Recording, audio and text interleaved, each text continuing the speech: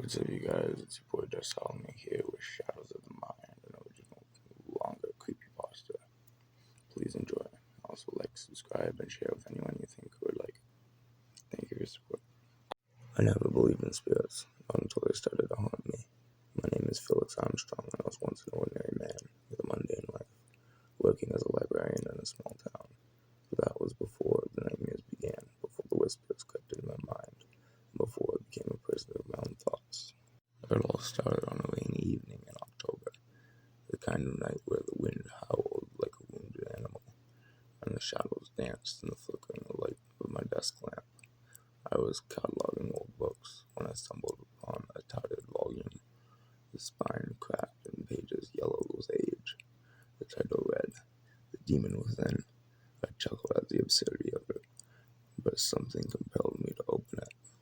As I flipped through the pages, I felt a chill run down my spine. The words seemed to pulse with life, a power of their own, and I could swear I heard a faint whisper beckoning me deeper into the text. I dismissed it as my imagination, but the feeling lingered.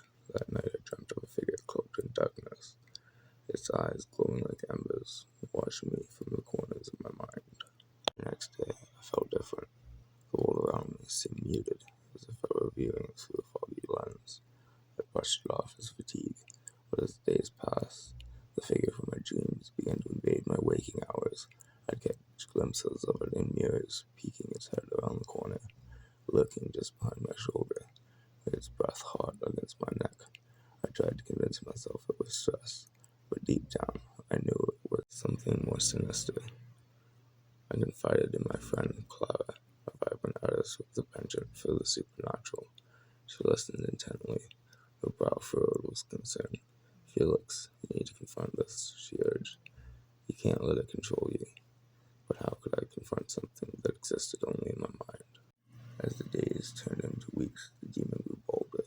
It whispered my darkest fears, twisting them into grotesque shapes.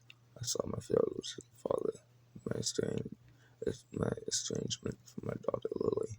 I could hear her laughs, that morphing into cries of despair, echoing in the empty halls of my mind.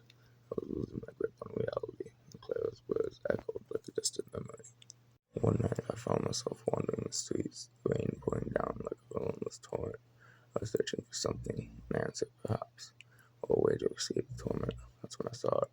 The figure stood at the edge of an alley, its form shifting like smoke. I felt a pull and urge to approach it. My heart raced as I stepped closer, too thick with dread. One night I found myself wandering the streets, the rain pouring down like a relentless torrent. I was searching for something, an answer perhaps, or a way to escape the torment. That's when I saw it. The figure stood at the edge of an alley, its form shifting like smoke.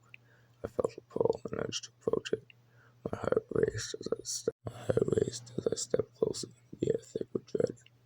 "Felix," it hissed, its voice chilling melody. "You cannot escape me. I am your fear, your guilt, your regret. I am everything you wish to forget." I stumbled back, my mind racing. "No, you're not real," I shouted. The words felt hollow. The demon laughed, a sound that echoed through the alley, reverberating in my bones. "You created me, Felix. I am the manifestation of your mind's tricks. You cannot run from yourself."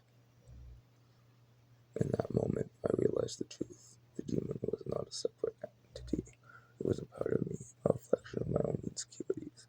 I fed it with my fears, allowing it to grow stronger.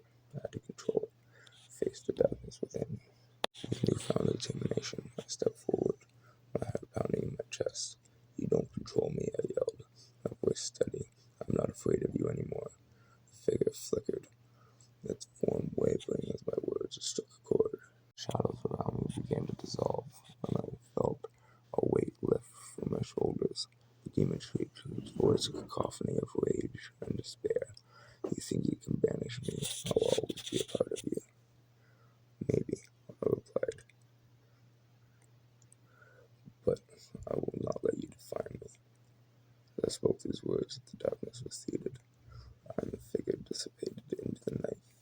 I stood alone in the alley, the rain washing away the remnants of my fear. I had faced the demon within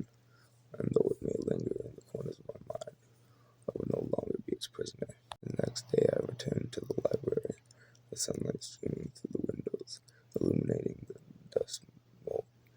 the dust molds dancing in the air. Clara greeted me with a smile, her eyes bright with relief. "You look different," she said, and I couldn't help but smile back.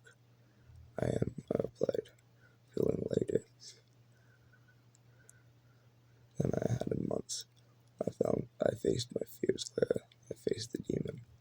And though I knew the shadows would always be there, I also knew